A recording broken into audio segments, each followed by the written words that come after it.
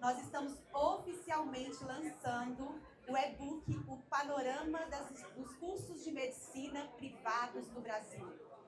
Uma produção exclusiva do Pra Valer, da Questione e do Mercado Edu em realização conjunta. É um e-book, gente, que foi criado com o objetivo de ajudar vocês, mantenedores das instituições de ensino superior. Vamos aí, Marcelo, vamos chegando, fique à vontade. Pode ir chegando, gente, bem pertinho da gente. O objetivo aqui é fazer um lançamento formal, mas numa roda de conversa informal. E eu tenho aqui, gente, dois convidados super especiais, nobres. Eu estou aqui do meu lado, o Fabrício, sócio fundador da Questione, pedagogo, Joel, olha só, pedagogo, professor, palestrante, um especialista do Enamed, que construiu com a gente um capítulo específico sobre o Enamed.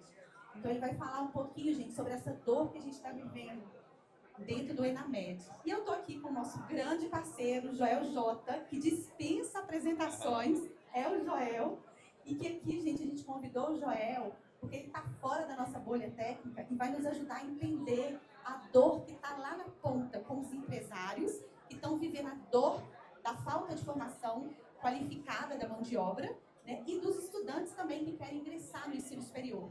Nós vamos convidar o Joel para entender, para nos ajudar a entender um pouquinho mais esses desafios que nós estamos vivendo. Então, convidar todos a ficar bem pertinho da gente, a trazer mesmo vocês bem para perto. Nós dividimos esse momento, gente, em 3 grandes blocos, tá? Então, o bloco 1, a gente vai falar sobre a expansão dos cursos de medicina. Está todo mundo vivendo aí esse desafio. O bloco 2, a gente vai falar sobre o Enamed, e aí o Fabrício vai nos ajudar a dar uma aula específica. E no bloco 3, a gente vai falar sobre o principal desafio que a gente está vivendo hoje, que é a retenção dos cursos de medicina. Então, vamos comigo?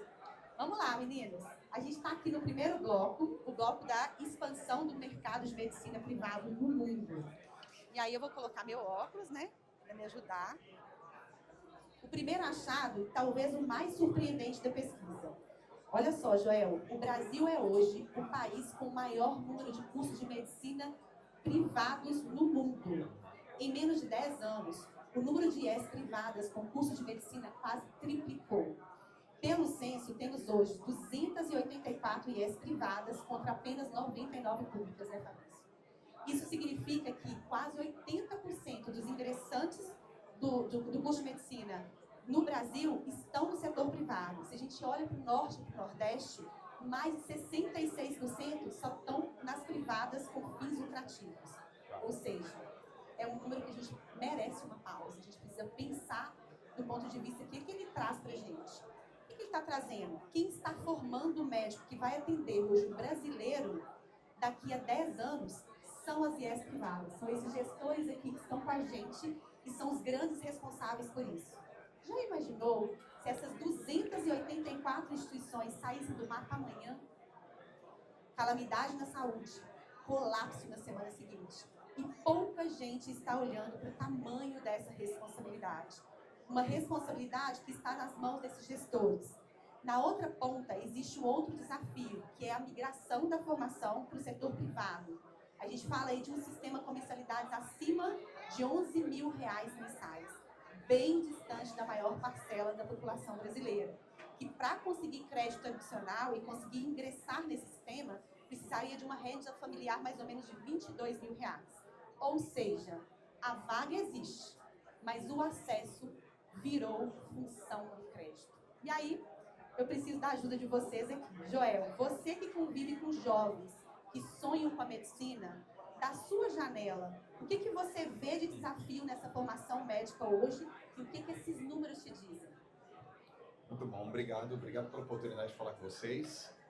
É um prazer estar aqui, sou fruto da educação. Lá no meu passado bem distante, quando eu era novinho, eu queria ser médico. Uma coisa interessante, eu queria ser médico, né? Então, primeiro, o jovem, ele tem uma inspiração em querer ser médico, né? Acho que tem desde o aspecto da estética, de andar com jaleco branco e de ser reconhecido na sua casa. Poxa, meu filho é médico, minha filha é médica.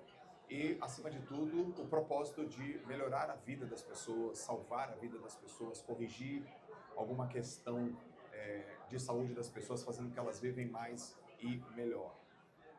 Eu acredito que isso já é um motivo para as pessoas quererem fazer medicina. Tem um outro motivo também.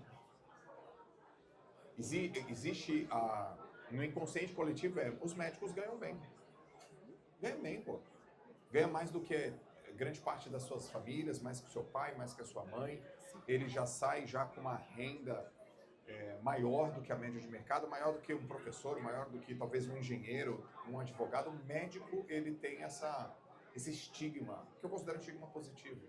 Talvez por isso também seja uma vontade das pessoas irem para a medicina, melhorar a sua vida, melhorar a sua condição de vida, oferecer condições melhores até para os seus pais.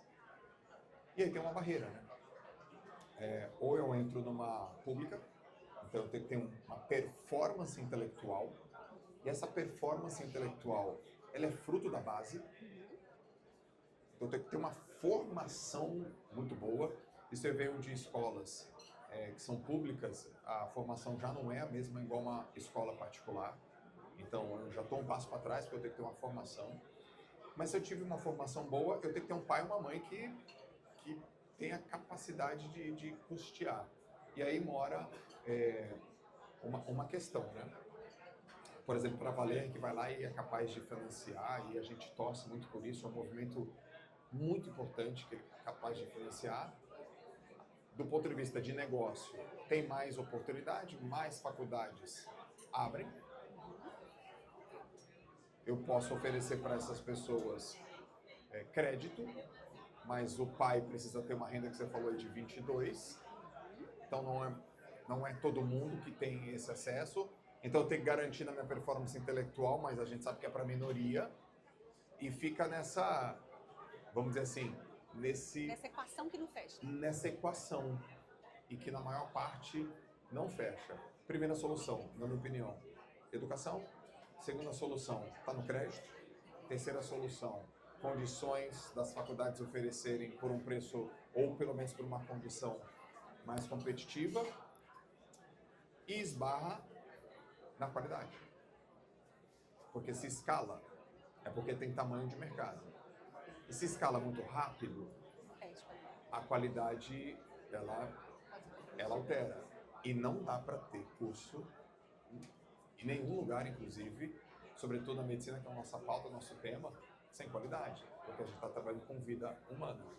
Então, acho que no frigir dos ovos, Fernanda, o desafio fica como manter uma alta qualidade, não reter a escala, porque o mercado quer escalar, as faculdades querem, né? As faculdades são privadas, e é um business, é um negócio. Como eu consigo equacionar o aluno para ele poder estudar, as faculdades para poderem fazer a sua missão escalar e sem perder a qualidade? E aí, eu acredito que a discussão de hoje ela tem que versar nesse lugar aí. Um grande desafio, né? Um bom desafio, né, Fabrício? Esse crescimento foi tão rápido que naturalmente criou um problema de maturação no nosso mercado. Como você lê esse cenário, Fabrício? Obrigado, Fernando, pelo convite. Obrigado pela Valer, pela parceria, Joel, por me conhecer. Esse cenário que você traçou agora, Fernando, ele aconteceu nos últimos 30 anos. Algumas variáveis, elas são muito importantes para... Elas nos levaram até o momento. Primeira variável, regulação. Porque há 30 anos atrás, 20%, apenas 25% do mercado de ensino superior estava no setor privado e quase 80% estava no setor público. Quer dizer, a gente inverteu o mercado, hoje 80% no setor privado e 20% no setor público ou menos. Como é que isso aconteceu em apenas 30 anos? No primeiro ponto, regulação. Existia um sistema regulatório que permitiu o crescimento rápido no setor privado. Então isso se modificou. Outro ponto, financiamento. As empresas privadas investirem precisavam de financiamento. Então, as empresas que trabalham são fundamentais nesse processo. Outro ponto, existe um gargalo muito grande no estoque de alunos que queriam ter acesso ao ensino superior que não tinha naquele momento. Então, isso gerou uma expansão muito rápida também. E outro ponto importante foi crédito. Crédito também governamental que entrou inicialmente, não necessariamente privado. Então, essas variáveis fizeram com que a gente virasse o mercado em apenas 30 anos. E agora, a gente está num momento de transição. Né? O mercado virou, teve uma expansão muito grande de vagas, E agora o regulatório está olhando para o mercado, peraí, eu tenho que dar puxar o freio de mão, porque eu tenho que puxar a qualidade, como o João falou. Aí vem projetos como a Enamed, tem qualidades e defeitos que a gente pode falar, discutir depois, mas que é muito importante para dar esse puxar no freio de mão. Aí você tem o governo puxando o freio de mão do crédito, né? Aí vem empresas como para valer, vai lá, vamos ajudar, vamos ver o que a gente faz.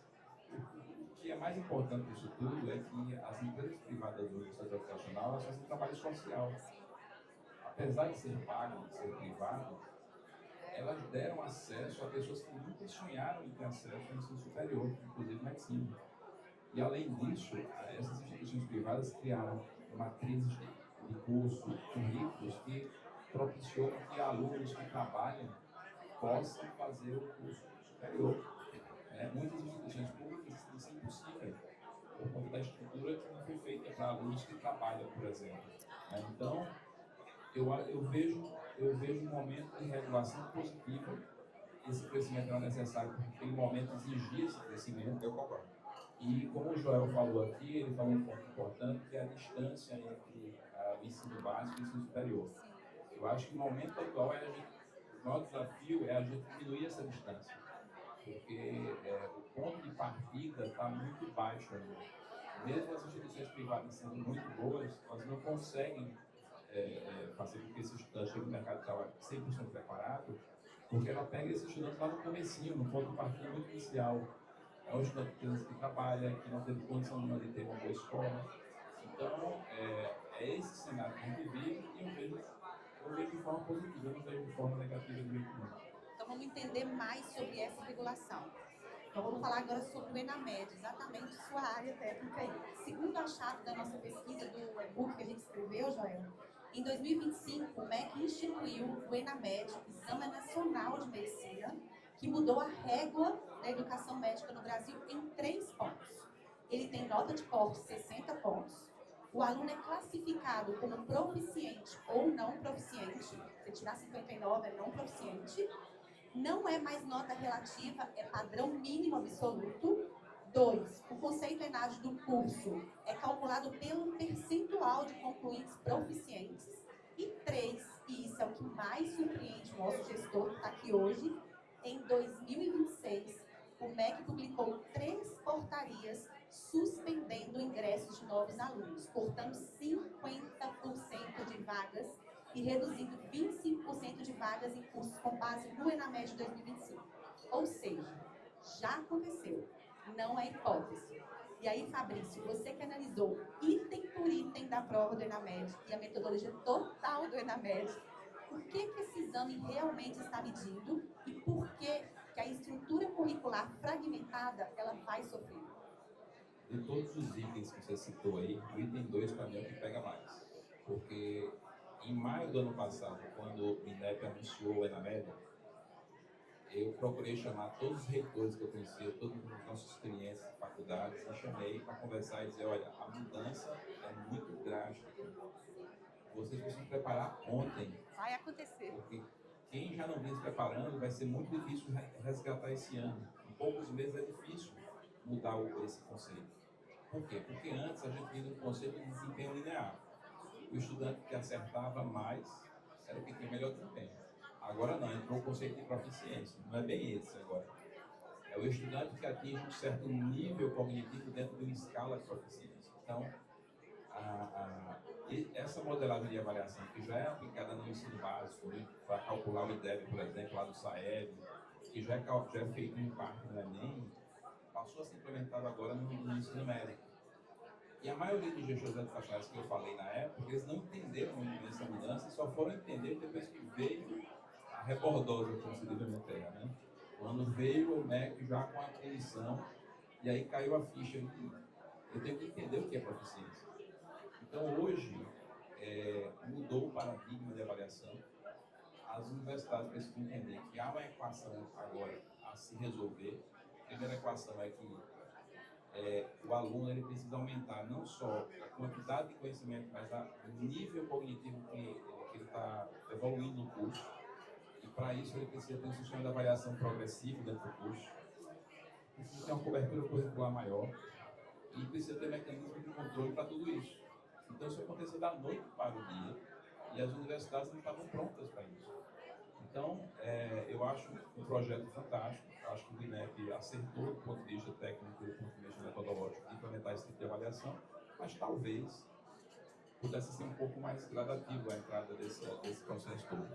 Mas, enfim, não adianta a gente chorar aqui por leite derramado. A gente tem que correr atrás aí e melhorar os processos. Então, as faculdades já estão entendendo isso, os gestores já estão começando a entender isso. E essa mudança conceitual, ela é irreversível, como você falou. O que vale hoje é o percentual de alunos proficientes.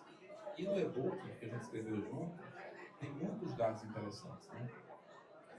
Um dado interessante, por exemplo, é que a gente percebeu que a maioria dos cursos de medicina que a gente trabalha já produz alunos proficientes no 6º período do curso.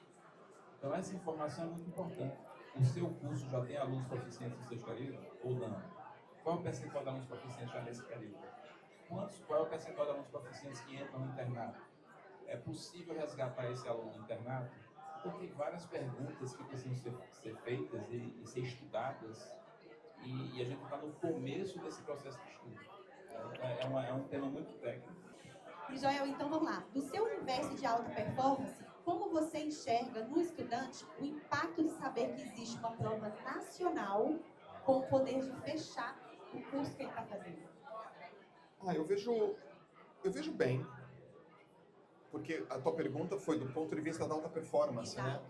Eu acredito que o estudante, ele vai falar, poxa, eu tenho uma métrica, eu tenho uma régua, eu tenho um índice. Na natação a gente fala índice, né? Índice se você atingir aquele índice, aí você vai para o Campeonato Paulista, para o Campeonato Brasileiro, para os Jogos Olímpicos. Tudo é narrativa, Fernanda.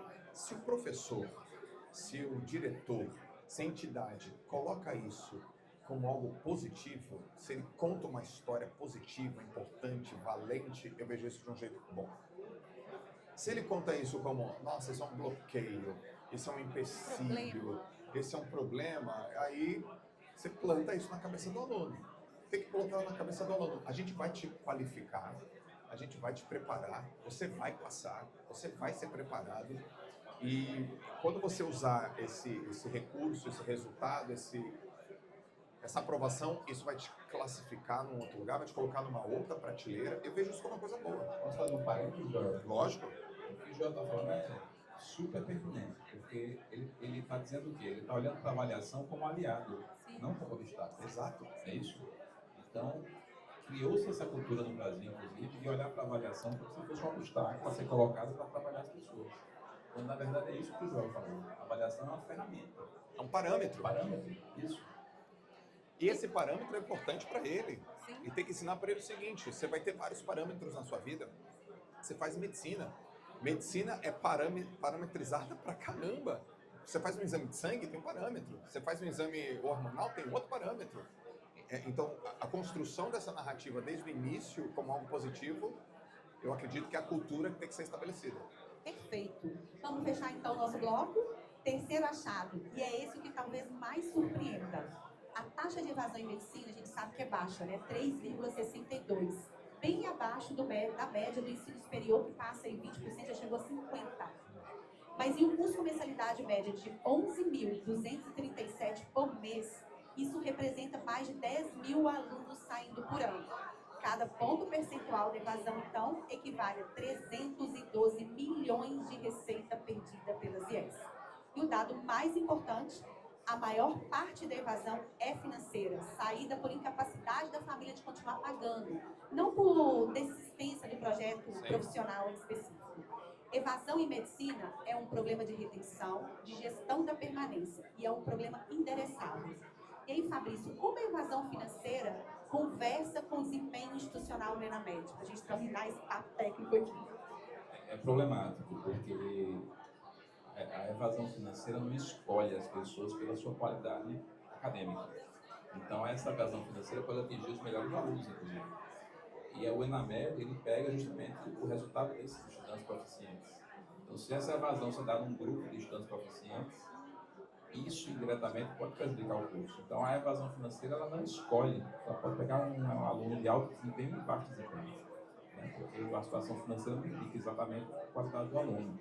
Então, isso pode impactar, sim, isso é uma área de estudo que pode trabalhar nisso, porque eu acho que ninguém tem dados sobre isso, essa correlação da evasão financeira com o desempenho do aluno.